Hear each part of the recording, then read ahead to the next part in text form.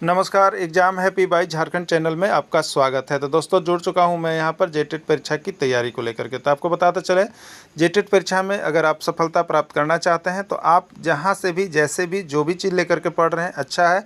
लेकिन आपको एक बात हम बता देते हैं कि आपको जेटेट परीक्षा में पास करने के लिए आपको जैक की किताब जेसीईआरटी टेक्स्ट बुक को पढ़ना पड़ेगा। यदि आप जेसीईआरटी टेक्स्ट बुक को पढ़ लिए तो बहुत ही अच्छी बात है। अगर आप जेसीईआरटी जैक की किताब को 6 to 10 तक मिनिमम अगर नहीं पढ़ पाए हैं तो आप एक बार अवश्य पढ़ लीजिएगा। और जिनका सुविधा नहीं है उनके लिए हम जेसीईआरटी जैक की किताब का चैप्टर बाय चैप्टर आपको नोट्स और चैप्टर बाय चैप्टर उसका वीडियो और साथ में चैप्टर बाय चैप्टर उसकी क्लासेस के साथ साथ यहाँ पर रविवारीय जाँच परीक्षा जिसमें महा मैराथन क्लास सभी चैप्टर एक ही वीडियो में समाहित करके आपको दिया जा रहा है। तो आप यहाँ पर हमारे व्हाट्सएप ग्रुप के माध्यम से जुड़ करके तैयारी कर सकते हैं, जिससे कि आपका 101% सफलता अवश्य मिलेगी। ठीक है, और बहुत सारे सब्जेक्ट का अब नोट्स और पीडीएफ वीडियो सारा चीज़ अब कंप्लीट हो गया है। तो आप सभी अब अवश्य यहाँ से परचेज कर लीजिएगा और पढ़िएगा। तो 1 से 5 की तैयारी के लिए अभी आपको 500 रुपये लगेंगे, या 6 से 8 की भी तैयारी करना है तो 500 रुपये लगेंगे, और जो शिक्षक दोनों की तैयारी करना चाहते हैं उनके लिए अभी 700 रुपये लगेंगे। और हाँ, आपको एक चीज़ और बता देते हैं, हमारे यहाँ अभी टेस्ट सीरीज भी एक लॉन्च किया गया है। जो शिक्षक तैयारी कर लिए एग्जाम का, उनको लगता है कि हम टेस्ट सीरीज में भाग लें, तो टेस्ट सीरीज में हमारे यहाँ से जुड़ करके भाग ले सकते हैं। डेली आपकी टेस्ट सीरीज करवाई जा रही है। तो इसके लिए 20 टेस्ट सीरीज, यदि आप 20 टेस्ट सीरीज दीजिएगा तो उसके लिए आपको अभी एक मुश्त 150 रुपये देने पड़ेंगे। और इस टेस्ट सीरीज में आपको पुरस्कार भी रखे गए हैं। प्रथम पुरस्कार 50 रुपये के हैं, सेकेंड पुरस्कार 20 रुपये के हैं और थर्ड पुरस्कार 10 रुपये के। तो आप अभी के अभी अवश्य जुड़ जाइएगा। देखिए, हम आपके लिए यहाँ पर विज्ञान सेक्शन का आप देखेंगे क्लास 6 का एक्सरसाइज 10 और एक्सरसाइज 11 एक ही दोनों पार्ट एक ही वीडियो में लेकर के हम आए हुए हैं, क्योंकि इसमें दोनों जो एक्सरसाइज हैं बहुत कम प्रश्न यहाँ पर जेसीईआरटी जैक की किताब से निकल रहे थे, इसलिए 10 और 11 पार्ट को एक ही में हमने यहाँ पर समाहित कर दिया है। ठीक है, तो देखिए, आप सभी जो भी जेटेट की तैयारी कर रहे हैं जेसीईआरटी को पढ़ना कभी भी नहीं भूलेंगे। जैसे ही आपको यहाँ से आपको मिलता है नोट्स वीडियो, आप ज़रूर जुड़ जाइएगा। ठीक है, बहुत ही आप लोगों के लिए चीप रेट पर हमने सारे नोट्स पीडीएफ वीडियो बनाए हैं, आप सभी यहाँ देख लीजिएगा। ठीक है, देखिए, प्रश्न है, प्रकाश का प्राकृतिक स्रोत है। ठीक है, दो तरह के हमें स्रोत होते हैं, एक प्राकृतिक स्रोत, एक कृत्रिम स्रोत जो प्रकाश का है। तो प्रकाश का प्राकृतिक स्रोत क्या है? टॉर्च है, मोमबत्ती है, ग्रह है, सूर्य है। प्राकृतिक स्रोत। ठीक है, टॉर्च क्या चीज़ है? तो टॉर्च प्रकृति ने नहीं बनाया है, टॉर्च मानव के द्वारा निर्मित है, मानव निर्मित है, यानी ये कृत्रिम स्रोत हो जाएगा। कौन सा स्रोत हो जाएगा? कृत्रिम स्रोत। मोमबत्ती भी मानव के द्वारा ही बनाया गया है, जो मानव निर्मित चीज़ है वो कृत्रिम स्रोत के अंतर्गत जाता है। और जो सेल्फ है, प्रकृति से खुद मिला है, जिसको मानव ने नहीं बनाया है, वो प्राकृतिक स्रोत होता है। ठीक है, तो इसमें प्राकृतिक स्रोत कौन हो जाएगा? तो इसमें प्राकृतिक स्रोत जो है आपको सूर्य हो जाएगा। प्राकृतिक स्रोत सूर्य हो जाएगा। ठीक है, तो प्रकाश का प्राकृतिक स्रोत सूर्य है। क्लियर हो गया। चलिए अगला देखिएगा, जो वस्तुएं स्वयं प्रकाश उत्सर्जित करती है, जो वस्तुएं स्वयं प्रकाश उत्सर्जित करती है उन्हें क्या कहते हैं? दीप्त वस्तुएं, अदीप्त वस्तुएं, पारभासी वस्तुएं या कोई नहीं। ठीक है, तो जो वस्तुएं स्वयं प्रकाश उत्सर्जित करती है उसको हम लोग दीप्त वस्तु कहते हैं। उसको हम लोग क्या कहते हैं? दीप्त वस्तु कहते हैं, जो प्रकाश स्वयं उत्सर्जित करती है। नेक्स्ट प्रश्न है, जो वस्तुएं स्वयं प्रकाश उत्सर्जित नहीं करती है उससे क्या कहते हैं? दीप्त वस्तुएं, अदीप्त वस्तुएं, पारदर्शी या कोई नहीं। ठीक है, तो जो वस्तुएं स्वयं प्रकाश उत्सर्जित नहीं करती है उन्हें हम अदीप्त वस्तु कहते हैं। क्या कहते हैं? अदीप्त वस्तु कहते हैं, जो वस्तुएं स्वयं प्रकाश उत्सर्जित नहीं करती है। ठीक है, अगला प्रश्न है, प्रकाश हमेशा किस रेखा में गमन करती है? देखिए, बहुत ही एमबीबीआई प्रश्न है, बहुत बार ये प्रश्न आया हुआ है। यूपी टेट में भी, सीजी टेट में भी, बिहार टेट में भी, तीनों टेट में ही प्रश्न पूछा गया है कि प्रकाश हमेशा किस रेखा में गमन करती है? वर्तुल रेखा में, सीधी रेखा में, वक्र रेखा में या कोई नहीं। ठीक है, कौन सी रेखा में गमन करेगी? तो प्रकाश हमेशा देखिए सीधी रेखा में गमन करती है। किस रेखा में गमन करती है? सीधी रेखा में प्रकाश हमेशा गमन करती है। ठीक है, अगला प्रश्न है, वैसी वस्तुएं जिनसे होकर प्रकाश आसानी से पार कर सकता है उन्हें कहते हैं। वैसी वस्तुएं जिनसे होकर प्रकाश आसानी से पार कर सकता है उन्हें कहते हैं पारदर्शी, अपारदर्शी, पारभासी या कोई नहीं। ठीक है, तो वैसी वस्तुएं जिनसे होकर के प्रकाश आसानी से पार कर सकता है उसको हम लोग कहते हैं पारदर्शी वस्तु। ठीक है, पारदर्शी वस्तु में प्रकाश आसानी से पार कर जाता है। अपारदर्शी वस्तु में प्रकाश आसानी से नहीं पार कर पाता है। और पारभासी वस्तु में प्रकाश कुछ पार होता है और कुछ पार नहीं होता है। यही तीनों का फंडा है। ठीक है, अब देखिएगा अगला प्रश्न आपका है, वैसी वस्तुएं जिनसे होकर प्रकाश आसानी से पार नहीं कर पाता है उन्हें क्या कहते हैं। तो अभी तो बताए थे आपको पारदर्शी, जिनसे प्रकाश आसानी से एक पार से दूसरे पार चला जाता है। दूसरा अपारदर्शी, तो जिनसे प्रकाश एक पार से दूसरे पार नहीं जा सकता है। अगला पारभासी, जिसमें कुछ जाता है कुछ नहीं जाता है, बाकी कोई नहीं। ठीक है, तो इसका राइट आंसर क्या होगा। तो प्रश्न था आपका, वैसी वस्तुएं जिनसे होकर प्रकाश आसानी से पार नहीं कर पाता है उन्हें क्या कहते हैं। तो उन्हें हम लोग देखिए कहते हैं अपारदर्शी वस्तु। ठीक है, एकदम नहीं पार जाएगा। जैसे पत्थर रख दीजिएगा और उसे कहिए कि प्रकाश टॉर्च मार जाए, कहीं कोई इधर से उधर जाता नहीं होगा। ठीक है, उसी तरह से आप बोर्ड रख दीजिए, बड़ा बोर्ड, और उससे कहिए कि प्रकाश पार नहीं होता, नहीं होगा। ठीक है, ये इधर ही साइड रह जाएगा।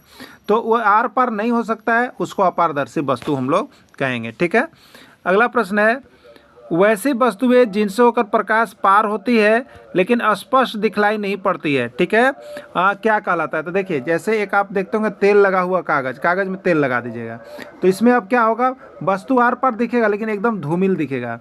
अब कांच है, कांच इससे आर पार दिख रहा था लेकिन इसको घींच दीजिए, रगड़ दीजिए, तो वो अच्छा से आर पार नहीं दिखाई देगा लेकिन पूरा स्पष्ट दिखाई नहीं देगा। तो दिखाता है लेकिन स्पष्ट नहीं दिखाई पड़ता है, उसको पारभासी वस्तु कहते हैं। कौन सी वस्तु कहते हैं, पारभासी वस्तु हम लोग कहते हैं। पारभासी वस्तु किस में है, तो यहाँ पर देखिए सी में है। ठीक है, तो उसको पारभासी वस्तु के नाम से हम लोग जानेंगे। देखिए प्रश्न बहुत ज़्यादा बन सकता है, इसका कोई ये नहीं कि प्रश्न नहीं बनेगा, लेकिन हम आपको सिर्फ लाए हैं जैक की किताब का, JCERT का ऑथेंटिक। ठीक है, तो इसी को देख लीजिए पहले, उसके बाद और बहुत सारे प्रश्न है, देखते रहिएगा।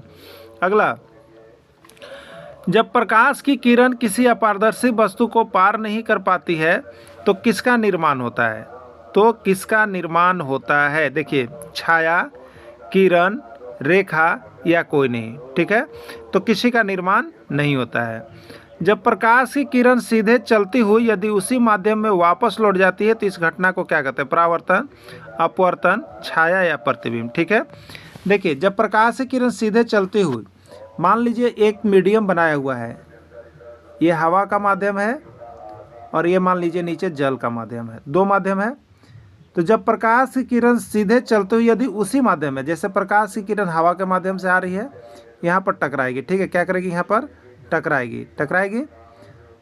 तो ये अगर दूसरा माध्यम, ये हवा का माध्यम, ये दूसरा माध्यम जल, अगर ये दूसरे माध्यम में आ जाए तो इसको हम लोग कहेंगे अपवर्तन। लेकिन ये इस माध्यम में नहीं आ पाई, ठीक है, तो क्या हो गया, प्रकाश की किरण इससे चली थी, इस माध्यम से आई और इसी माध्यम में वापस लौट गए, हवा के माध्यम में ही वापस लौट गए। तो इस घटना को हम लोग प्रकाश का परावर्तन कहते हैं। जब उसी माध्यम में वापस लौट जाती है तो उसको प्रकाश का परावर्तन कहते हैं, और जब दूसरे माध्यम में आ जाती है तो उसको अपवर्तन कहते हैं। ठीक है, चलिए देखिएगा, तो इसको प्रकाश का परावर्तन कहेंगे, राइट आंसर परावर्तन हो जाएगा। तो परावर्तन वाले को हम लोग पूरा क्लियर देख लेंगे। ठीक है, प्रकाश का कृत्रिम स्रोत है, क्या है बताइए, टॉर्च, बत्ती, लालटेन, कोई नहीं या सभी।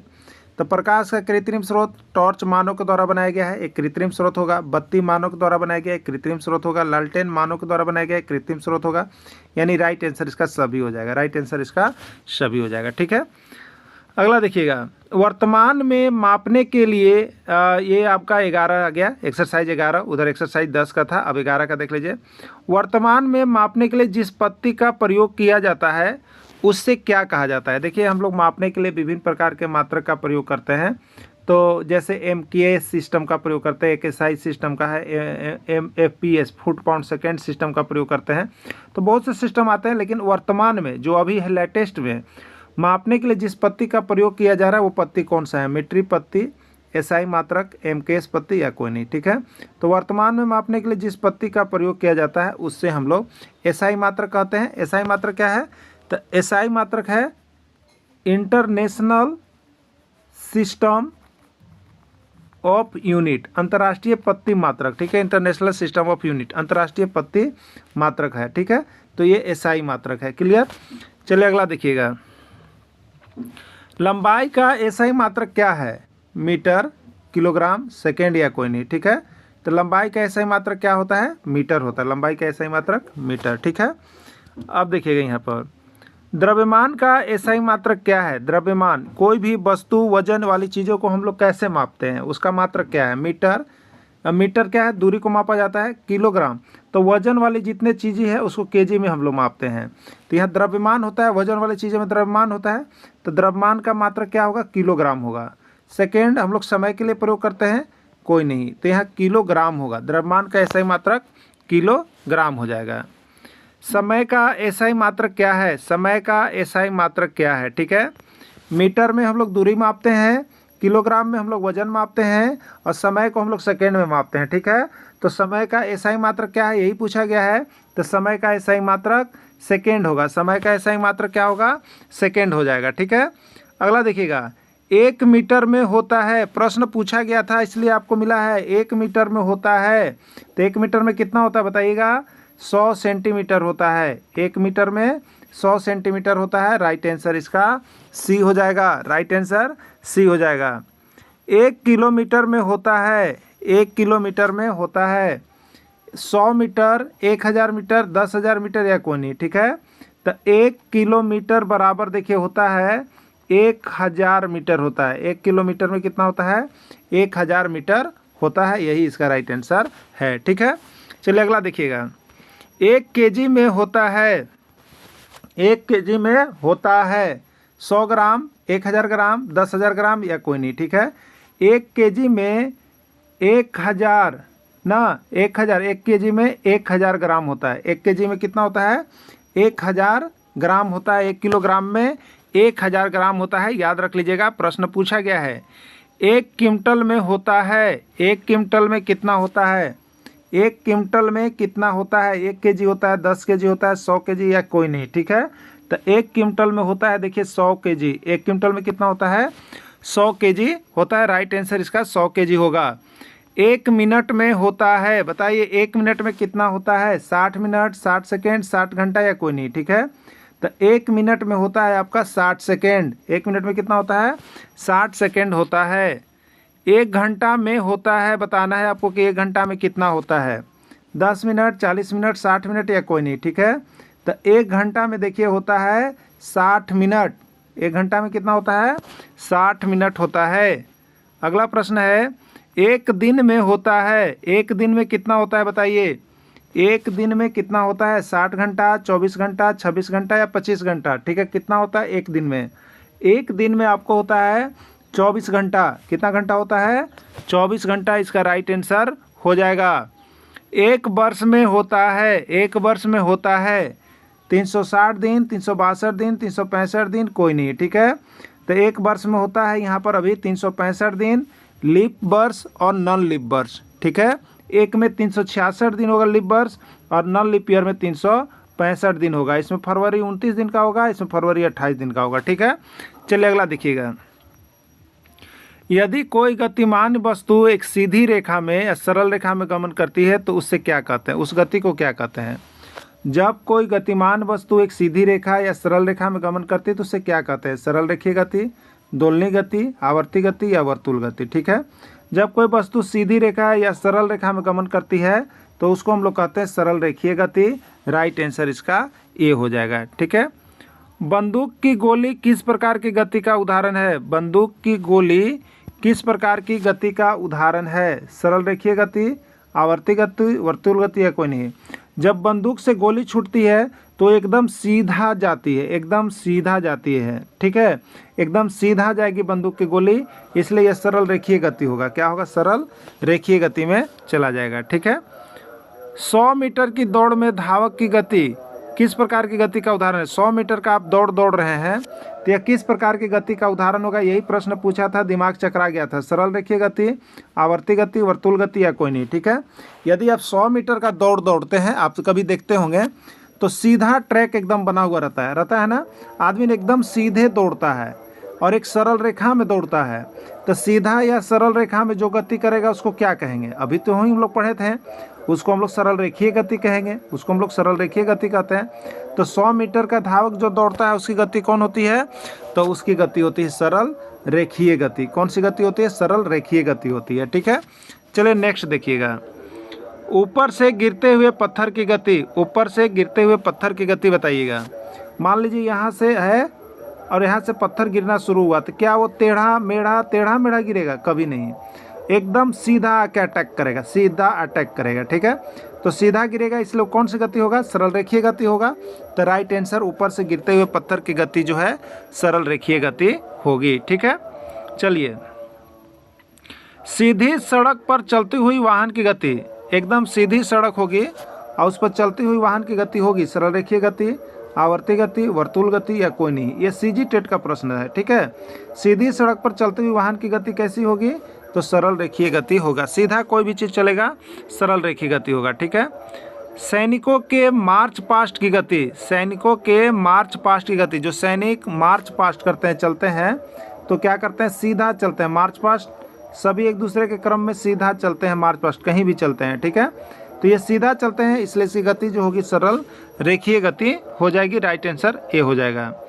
यदि कोई वस्तु गोल गोल या वृत्ताकार पथ पर गति करता है तो कौन सी गति कहलाती है? गोल गोल या वृत्ताकार। ये वृत्ताकार पथ पर यदि कोई वस्तु गति कर रहा है तो उसकी गति को हम लोग क्या कहेंगे? वृत्ताकार पथ है तो इसको वृत्तीय गति कहेंगे। क्या कहेंगे? वृत्तीय गति कहेंगे, या इसी को वर्तुल कहते हैं। इसी को क्या कहते हैं? वर्तुल कहते हैं। ठीक है, तो अब देखिए यहाँ पर सरल, यहाँ पर जो हो जाएगा वृत्ताकार पथ पर गति करती है तो उसको हम लोग वर्तुल या वृत्तीय गति कहेंगे। क्या कहेंगे? वर्तुल या वृत्तीय गति कहेंगे। पृथ्वी का सूर्य के चारों ओर परिक्रमा करना, पृथ्वी का सूर्य के चारों ओर परिक्रमा करती है तो गोलाकार या वृत्ताकार पथ पर गति करती है। तो कौन सी गति है? वृत्तीय, सरल रेखीय, आवर्ती या कोई नहीं। ठीक है, तो पृथ्वी जो है अपने वृत्ताकार पथ पर सूर्य के चारों परिक्रमा करती है, इसलिए इस गति को हम लोग वृत्तीय गति का नाम देंगे। ठीक है, वृत्तीय गति का नाम देंगे। बिजली के पंखे के पंखुड़ियों की गति, जो बिजली का पंखा होता है उसके पंखुड़ियों की गति सरल रेखीय गति, वर्तुल गति, आवर्ती गति या कोई नहीं। ठीक है, तो बिजली के पंखे के पंखुड़ियों की जो गति होती है वो आपका देखिए होता है गोले गोल घूमता है, पंखुड़ी गोले गोल घूमता है, वृत्ताकार पथ पर घूमता है, इसलिए वो हो जाएगा वर्तुल गति, या इसी को कहते हैं हम लोग वृत्तीय गति। वर्तुल गति को ही वृत्तीय गति कहते हैं, वर्तुल गति भी दिया हुआ है तो वही नाम है। ठीक है, राइट आंसर बी हो जाएगा। घड़ी के सेकेंड सुई की गति, घड़ी के सेकेंड सुई की गति। ठीक है, घड़ी के सेकेंड सुई की गति सरल रेखीय गति, वर्तुल गति, आवर्ती गति या कोई नहीं। ठीक है, देखिए घड़ी का गति जो होता है वो वृत्ताकार पथ पर चलते रहता है, ये वर्तुल गति हो जाएगा। ठीक है, कैसा हो जाएगा? वर्तुल गति होगा, सरल रेखीय गति नहीं होगा। और निश्चित समय के बाद वो दोहराते रहती है तो आवर्ती गति में भी जा सकता है, लेकिन यहाँ पर जो आपका आंसर है वर्तुल गति में चला जाएगा। ठीक है, वैसी गति जिसमें वस्तुएं एक निश्चित समय अंतराल के बाद अपनी गति को दोहराते रहती है उससे क्या कहते हैं? जैसे देखिए एक धागा है, एक धागा है, इसको हम क्या किए? पुश कर दिए, इसको हम पुश के धक्का दिए, तब देखिएगा धागा यहाँ पे आएगा, फिर यहाँ पे आएगा, फिर यहाँ पे आएगा, फिर यहाँ पे आएगा, फिर यहाँ पर लास्ट हो जाएगा। तो ये अपनी गति को क्या करते रहता है? दोहराते रहता है, इधर इधर इधर इधर, पेंडुलम, यही लोलक, ये आवर्ती गति हो गया। जो दोहराते रहता है उसको हम लोग क्या कहते हैं? आवर्ती गति कहते हैं। यानी राइट आंसर इसका सी हो जाएगा। ठीक है, सी हो जाएगा। जैसे देखिए लोलक, लोलक की गति का उदाहरण कैसा है? सरल रेखीय, वर्तुल या आवर्ती। तो किसी लोलक की गति जो है वो सरल आपका जो है किसका गति का उदाहरण है? आवर्ती गति का उदाहरण होता है। ठीक है, झूला झूलते हुए बच्चे की गति किस प्रकार की गति का उदाहरण? आप देखते हैं झूला है तो ये झूला यहाँ पर क्या होगा, फिर यहाँ पे आया होगा, फिर यहाँ पे क्या होगा, फिर यहाँ पे आया होगा, फिर यहाँ पे क्या होगा, फिर यहाँ पर आके लास्ट कर गया होगा ना। तो इस तरह से एक निश्चित समय अंतराल के बाद यह दोहराते रहती है, इसलिए इसको हम लोग क्या कहेंगे? आवर्ती गति कहेंगे। राइट आंसर इसका सी हो जाएगा। ठीक है, सितार की डोरी की गति, सितार की डोरी, जब सितार को आप लेंगे तो उसका भी गति झंझनाहट होता है, एक सीमा पर इसे टप टप टप टप झंझनाहट होते रहता है।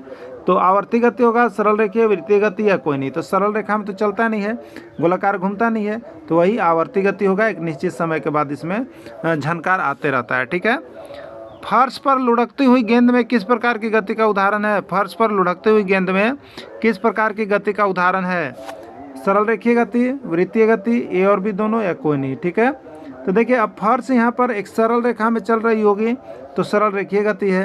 अगर उसको वृत्तीय करके फेंका गया होगा तो वृत्तीय गति, यानी ए और बी दोनों कहा जा सकता है। ठीक है, तो इस तरह से यहाँ पर हमने 10 और 11 विज्ञान के क्लास 6 के पार्ट को हमने दिखा दिया। जितने भी प्रश्न बने थे उसको करवा दिए। तो आपको इसी तरह से JCERT का पूरा क्लास 6 to 10 तक का हमने कंप्लीट कर दिया है। आप यहाँ जुड़ करके यहाँ से सारे नोट्स PDF और बाकी अब प्रैक्टिस सेट टेस्ट सीरीज जो आपका चल रहा है उसमें आप ज्वाइन करके आराम से तैयारी कर सकते हैं और 101% सफलता प्राप्त कर सकते हैं। तो सिर्फ हमारी क्लासेज नोट्स वीडियो PDF सारे लेने के लिए 500 रुपये में जुड़ेंगे और टेस्ट सीरीज की क्लासेज अलग से जा रही है, तो आप सभी टेस्ट सीरीज के लिए अलग से जुड़ेंगे। ठीक है, तो चलिए वीडियो के अंत तक जुड़े रहें। धन्यवाद।